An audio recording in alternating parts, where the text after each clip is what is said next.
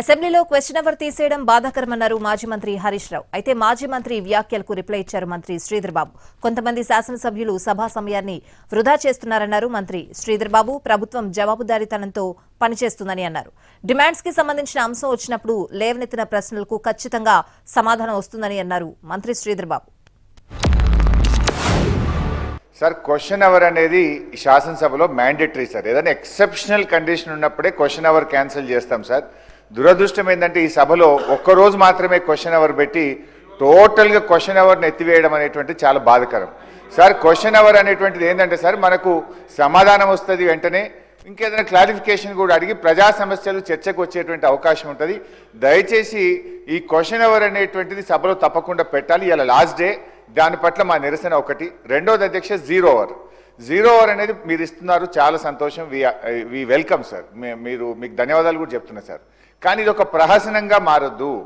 Rule position ఏంటంటే zero అవర్లో సభ్యులు మాట్లాడిన దానికి ఖచ్చితంగా ప్రభుత్వం నుంచి వ్రాతపూర్వక సమాధానము పంపాలి. కానీ ఇప్పటి వరకు ఈ 1.5 ఇయర్లో ఏ జీరో అవర్కు ఒక్క ఆన్సర్ కూడా రావడం లేదు.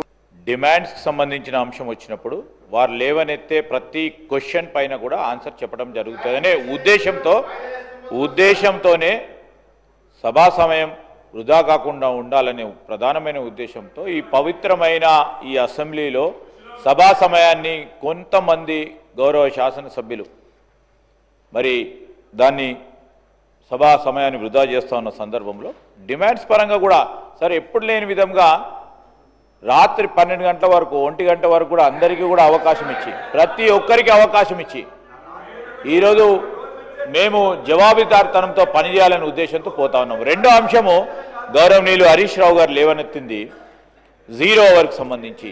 జీరో అవర్ మీరిచ్చిన ఆదేశానుసారం ఈరోజు మా ప్రభుత్వ అధికారులు అన్నిటిని కూడా నోట్ చేసుకొని సంబంధిత డిపార్ట్మెంట్లకు పంపించడం జరిగింది. తప్పకుండా మీకు ఆన్సర్స్ వస్తాయి.